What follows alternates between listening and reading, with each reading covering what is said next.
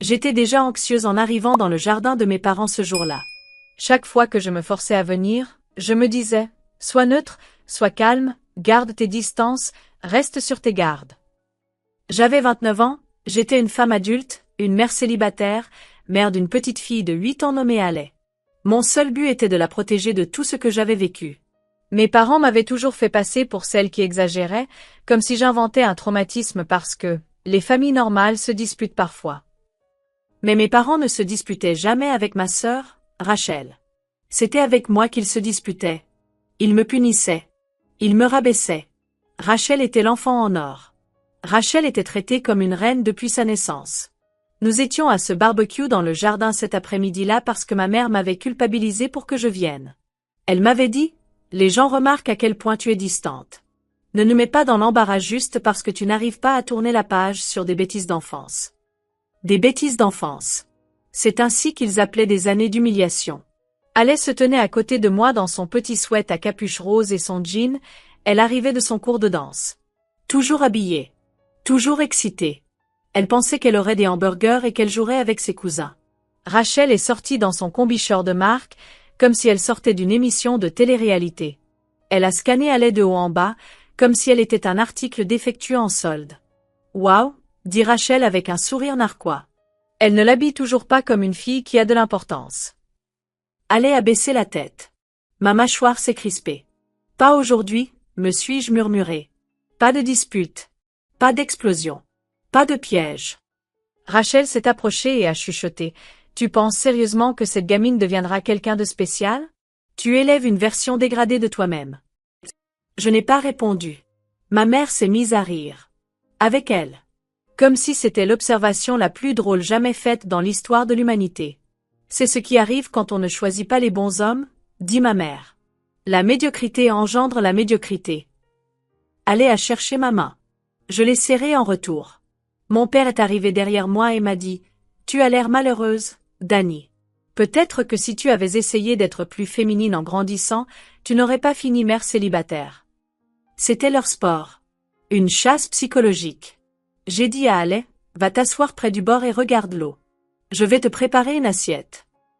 Je me suis détournée pendant 5 secondes. 5 secondes. Quand je me suis retournée, Rachel était derrière Alay et l'a poussée directement dans la partie profonde de la piscine. Tout habillé. Jean, sweat à capuche, chaussettes, tout. Mon cri n'avait même rien d'un cri. C'était primal. J'ai couru vers la piscine. Je n'ai même pas réfléchi.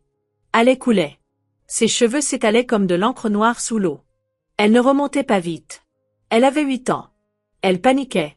J'ai essayé de sauter, mais mon père m'a attrapé par le cou par derrière et m'a cloué sur place. « Arrête !» m'a-t-il hurlé à l'oreille. « Elle doit apprendre. Si elle ne peut pas survivre à l'eau, elle ne mérite pas de vivre. » Je lui ai griffé le bras de toutes mes forces. Mon corps tremblait de terreur pure. Je hurlais le nom d'Alay à m'en déchirer les poumons. Rachel était là, à rire. Ma mère se tenait juste à côté d'elle, tenant son verre, sans bouger. Ma fille était sous l'eau. Mon père avait son bras qui m'écrasait la gorge. Les bords de ma vision se brouillaient car la rage, la panique et la peur se mélangeaient. J'ai donné un coup de pied en arrière dans les jambes de mon père, si fort qu'il a perdu l'équilibre une demi-seconde. Je me suis arrachée de son emprise et je me suis jetée dans la piscine.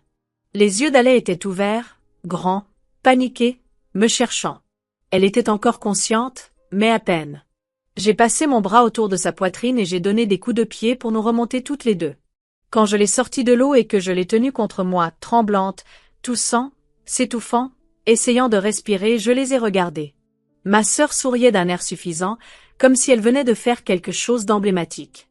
Mon père ajustait sa chemise comme si de rien n'était. Ma mère a levé les yeux au ciel et a dit « Quelle comédienne, pour un simple plongeon !» J'ai serré Alay plus fort. C'est à cet instant précis que quelque chose a basculé en moi. Quelque chose de dur. De définitif. Ce n'était plus une famille. C'était une menace. Et là, dégoulinante d'eau, tenant ma fille grelottante, tremblante, toussante, j'ai pris une décision. C'était leur monde qui allait s'effondrer, pas le mien. Car cette fois, je n'allais pas me contenter de leur survivre. J'allais mettre fin à leur accès à nous. Et ils n'allaient pas le voir venir. J'ai appelé les secours avant même d'y réfléchir à 2 fois. Mes mains tremblaient encore, et allaient tousser faiblement. De l'écume au coin de la bouche, les cheveux collés à son visage. L'opérateur est resté calme et m'a dit de la garder au chaud et de l'allonger sur le côté. Les ambulanciers sont arrivés en quelques minutes qui m'ont semblé une éternité.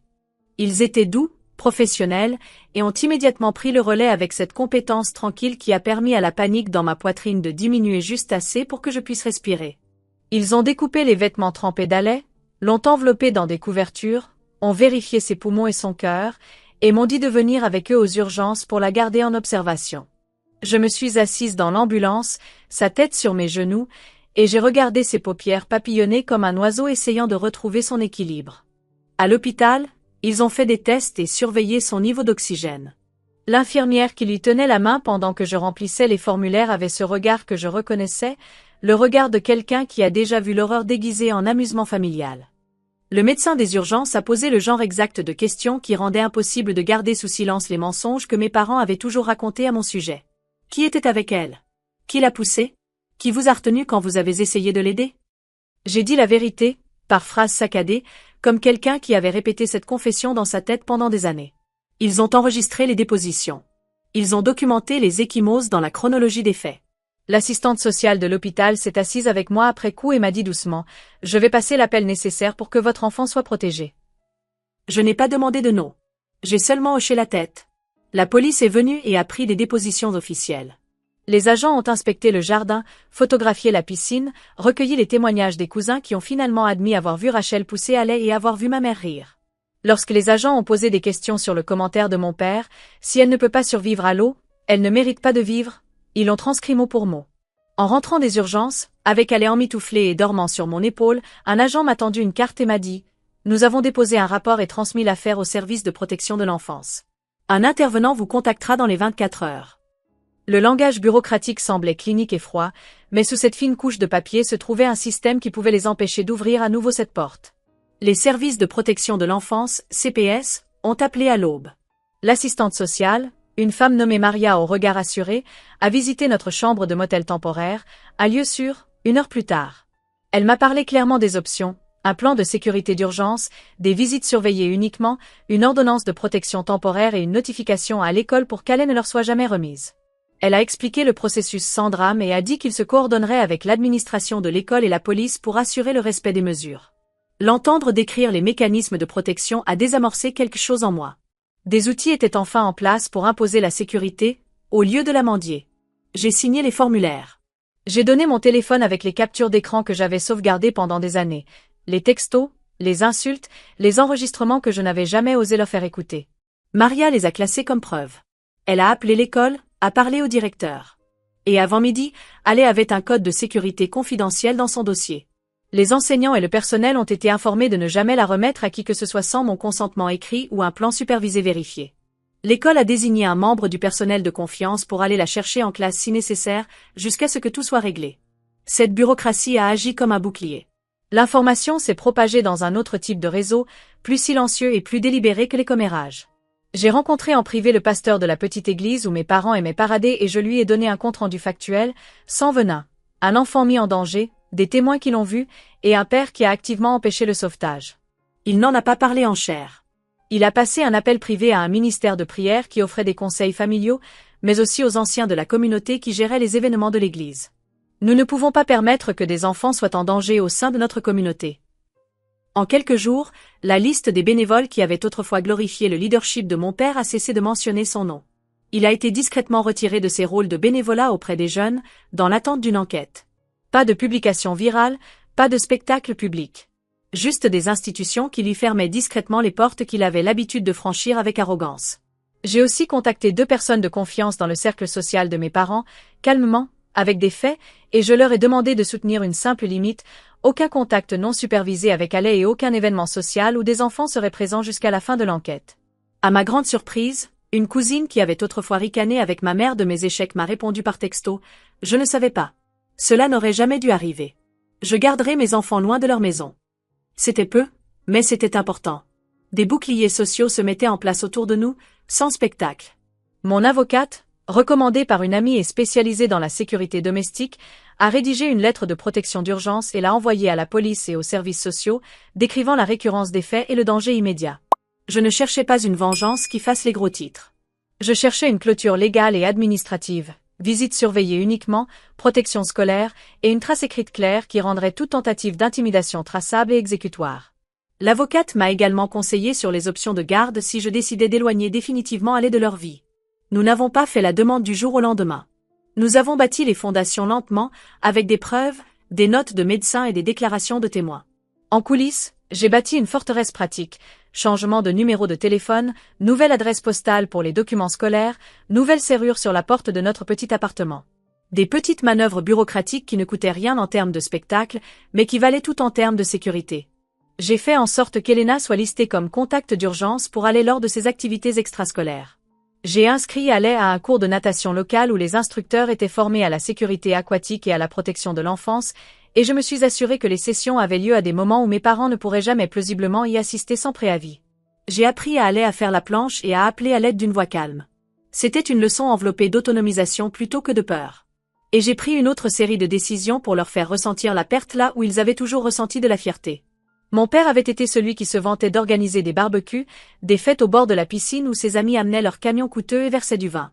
J'ai annulé la prochaine invitation à un événement familial, non pas avec un poste, non pas avec un drame, mais en appelant son ami le plus proche, l'homme qui co-organisait ces rassemblements, et en expliquant la situation en termes clairs. Je ne peux pas amener Alais à cette fête compte tenu de ce qui s'est passé. Il m'a confirmé en privé que le prochain rassemblement serait réservé aux adultes et se tiendrait loin de la maison. Cela a détruit sa scène sociale. Il a remarqué l'absence d'applaudissements, et il ne savait même pas pourquoi. Je n'ai pas appelé les médias. Je n'ai pas instrumentalisé leur honte sur les plateformes sociales. J'ai utilisé la structure, les institutions et la pression discrète de la communauté, dossiers médicaux, rapports de police, protection scolaire, gestion de l'église et politique de bénévolat pour leur retirer systématiquement l'accès et les privilèges. La différence entre cela et le spectacle est importante. Le spectacle nourrit leur ego lorsqu'ils jouent les victimes. La structure supprime les leviers qu'ils utilisaient pour manipuler et derrière lesquels ils se cachaient. La nuit, je berçais Alais dans son petit lit et je lui racontais des histoires de braves dinosaures qui apprenaient à nager, non pas pour lui rappeler ce qui s'était passé, mais pour lui apprendre qu'elle pouvait être plus forte que la peur. Elle a commencé à faire des nuits plus longues. Elle a commencé à manger davantage au petit déjeuner. Elle a recommencé à dessiner. La voir récupérer, petit à petit, solidement, tandis que les personnes qui avaient causé cela étaient lentement exclues de leur rôle, ressemblait à un nouveau genre de vengeance.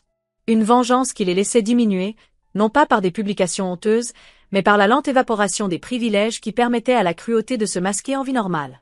Une semaine plus tard, je suis retournée chez mes parents pour une seule raison, récupérer le reste des affaires d'Alais. Pas d'émotion, pas de voix tremblante, pas de supplication. Je suis entrée avec Maria des services sociaux et un officier de police. Pas seule, pas vulnérable. Mon père avait l'air confus, comme s'il croyait encore que le monde allait se réinitialiser et que j'allais simplement passer à autre chose. Ma mère a immédiatement essayé de se lancer dans une diatribe. « Oh, s'il te plaît, Danny, tu fais traîner ça. Tu aimes le drame plus que l'air que tu respires. » L'officier l'a interrompu. « Nous sommes ici pour récupérer les effets personnels de l'enfant. Ce n'est pas une négociation. » Rachel a tenté de se diriger vers la chambre d'Alais, comme si elle possédait encore chaque parcelle de ma vie, mais Maria l'a arrêtée d'un simple doigt levé. « Vous n'êtes pas autorisé à participer à ce processus. Retournez dans le salon. » Pour une fois, Rachel s'est figée. Je suis montée et j'ai emballé les poupées préférées d'Alais, son carnet de croquis, ses pyjamas, ses petits élastiques à cheveux, son sac à dos, tout. Quand je suis descendue, mes parents étaient là, plantés comme des enfants qui réalisent enfin qu'aucun adulte ne viendra les protéger cette fois. J'ai regardé mon père droit dans les yeux, pour la première fois de ma vie, sans peur. Vous n'aurez plus jamais accès à mon enfant. Ni supervisé, ni en public, ni pour les vacances, ni à l'école. Jamais. Il a eu un demi-rire pathétique, mais il s'est éteint à mi-chemin car à cet instant précis, l'officier lui a remis les papiers de l'ordonnance d'éloignement d'urgence qui venait d'être approuvée. Il n'était pas autorisé à moins de 100 mètres d'Alais. Ma mère non plus. Rachel non plus. Il n'a même pas eu d'avertissement. Il n'a pas eu l'occasion d'argumenter. C'était déjà déposé, déjà actif, déjà réel. C'était ça, ma vengeance. Pas un discours, pas un spectacle dramatique. J'ai démoli la seule arme qu'ils aient jamais eue contre moi, l'accès. Je suis sortie. Alais me tenant la main, Maria d'un côté, l'officier de l'autre.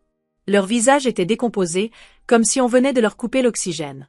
Non pas à cause de la culpabilité, mais parce que pour la première fois de leur vie, j'avais pris le pouvoir, et ils ne pouvaient ni le toucher, ni le tordre, ni le détruire. Et alors que cette porte d'entrée se fermait derrière moi, ils ont enfin compris. Ils n'avaient pas perdu une bataille. Ils nous avaient perdus pour toujours.